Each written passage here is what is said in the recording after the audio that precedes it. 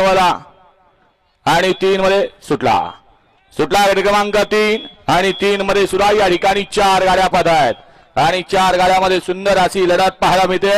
कोण होतोय सेमी साठी पात्र?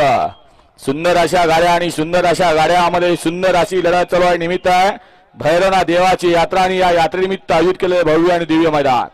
अतिशय सुंदर अशी लढत डोळ्याचं पारणं पेटणारी लढत झाली।